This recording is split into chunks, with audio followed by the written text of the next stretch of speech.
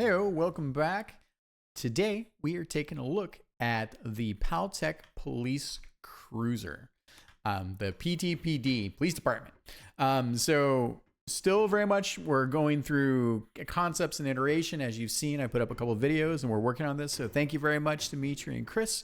We're getting closer. I'll have some feedback on this in a second for you, but I thought I would kind of point out that we're getting closer. So we got this neat little cockpit thing that'll be open face.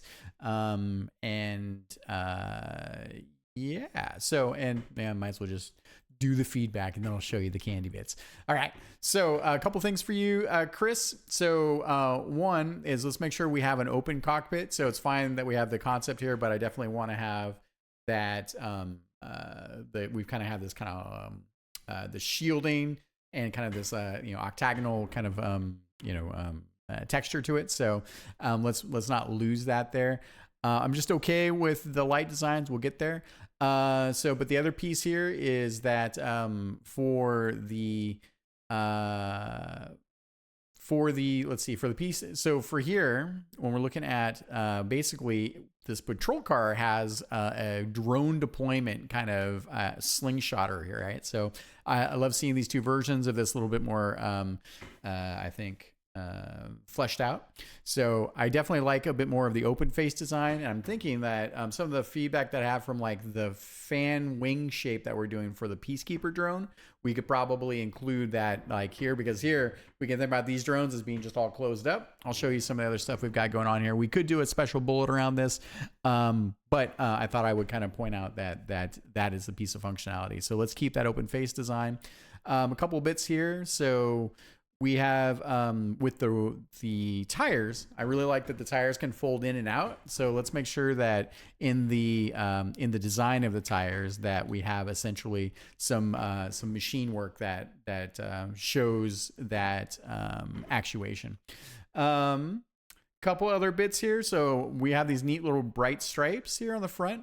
We should also, just as a note for us, we should turn these into essentially our lights. So these things can flash, whatever the sounds of the future are when patrol cars are pulling you over in the air. I'm sure we'll find it. But we can also replicate that with the top like light bar as well. So definitely enjoying these wheels. So let's continue to work through the wheels in terms of the way that they kind of turn into thrusters. So and let's see. So we got that. So the jacker tractor. So I want to point out that this thing, this is for us when we're concepting, right? So this thing comes down. It can come down, right? It can go forward. It basically kind of has an assembly, because essentially what these patrol cars of the future do is they come up against like mechs that are rowdy or whatever else happens when people are kind of, in their cyberpunk augmentation sides of things, and they need to deal with stuff, right? So this ramp thing is also kind of what, in my mind, it's like a claw grabber, right? So these things fly up, right, and they can grab onto your car, and then they can do what lots of things can do, which is they can shock the crap out of your car to basically, or your device or your mech or your machine. So there's more design in this that I want to see us flesh out here. So, and also on the end of this here, you can see I kind of split, the idea is that I can split open and it'll have some electricity. And when we do the animation thing, we actually might do the splitting open. It'll be like chunk and then and then right. So could be pretty fun, I think, to mess with a little bit. So that means we need to think about a little bit more of how that looks. So I showed that there. And then at the end of this, like, because they could be magna grabs or magnetic clamps or electro fields that kind of act as like mini like tractor devices. So maybe they're like tractor beam things. So I wanted to give you some more ideas as to where we're going with that, at least in my mind. And then I really enjoy what you've got going on with the body style here. So this is super cool. I like the more like pod-like. I like a lot more of those like softer shapes. In the future, everything is round and oblong. And I also like seeing like the idea that there's like the drones are in this thing, right? And that they have a loader. So these things like, right? And they're like spitting out drones everywhere, right? It's super cool. And I like that, this kind of exposure of some of that machinery here. I am liking the, I think, the two different sizes for kind of these intake, like energy, conversion, actuating altitude adjustment handlers. I don't know, we're just making up words, right? So, I mean, we're making a police car of the future, so we have to make up some things, right?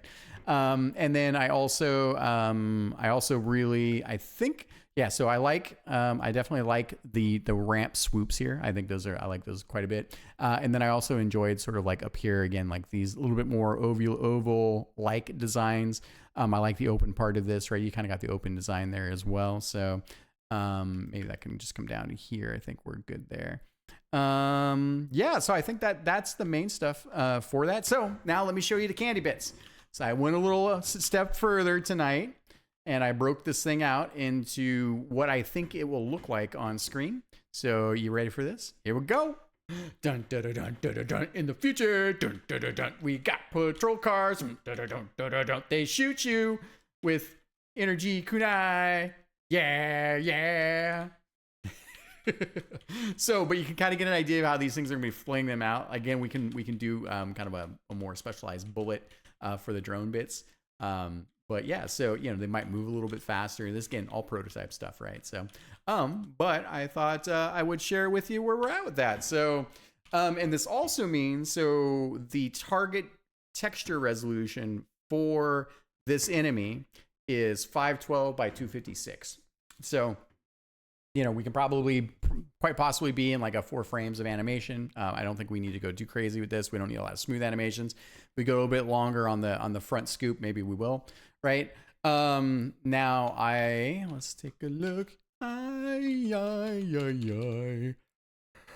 Oh, I'm tired. Yeah, so I am using all of the texture resolution right now for this and leaving some room for, we don't need room for the jets, so there are some things we could probably do. I didn't actually center that, so maybe that's bad on my part. I probably should do that.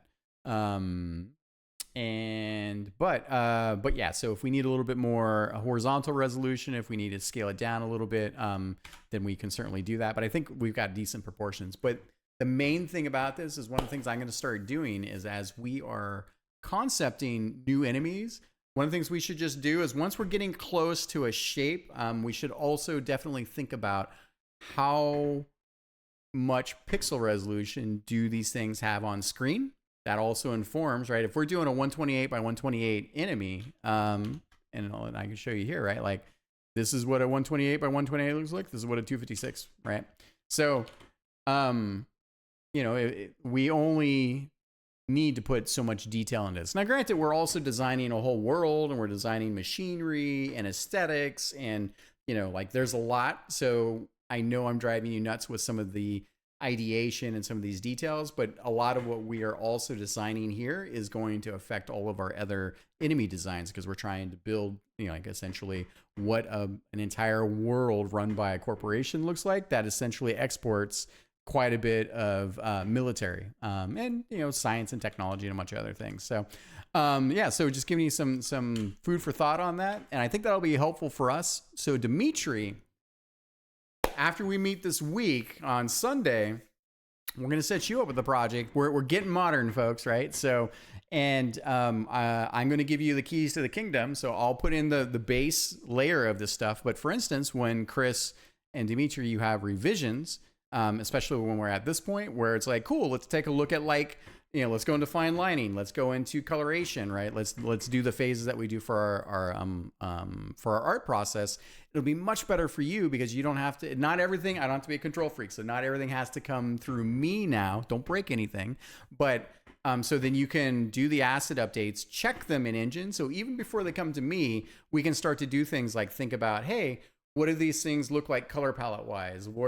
How do they come into the world? So that's my, I think this is going to help us accelerate quite a bit of some of that iteration time. Cause I know sometimes things are getting stuck with me needing to do a re-implementation. So I think this is going to change a lot for us in the way that we work together. I thought I'd share with you what I've been up to tonight. So other than that, why don't we do one little thing here? Why don't we do this and this?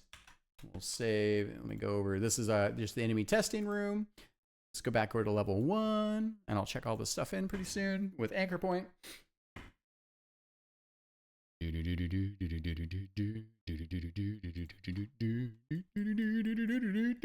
All right, let's see. Why don't we come on over to yonder? yonder, maybe something like this, and then we'll do one of these, and then we'll do one of those. Let's see, I probably don't need, well, let's just leave that in there for now. So, and it's probably something like this, I guess, right? Yeah, and it's something like this. So we can take a look at least a little bit with the way these things are going to behave in the world. In a world filled with vampires. All right, let's see. Then we'll come on over here, and we do. Actually, do one of these. These maybe. Close enough. Close enough. All right. Stuff be stacked on top of. We be seeing dragons. Here we go. Aha. Yeah, so that gives us a very rough idea of kind of what we're looking at in the world, right? And I'll have different ways that these spawn in, of course, and how we deal with them. But I think it's going to help us quite a bit with how we visualize. Also, I know that you guys have concerns about. Oh, that'll be interesting because of how much time and effort we put into each of our into each of our enemies, right? And what that looks like and the level of detail. So. I am super excited. So yeah, here we go. We got a new enemy type that's like starting to like become a thing. I don't think this is exactly where we'll put them. We'll probably put them in the upper atmosphere when we're like going through there. But again, this kind of gives you a sense of, and it's always cooler when we can see the whole thing sort of in the way it can show up in the game. So all right, with that, I know I prattled on a bit. Thank you very much, and we'll see you next time.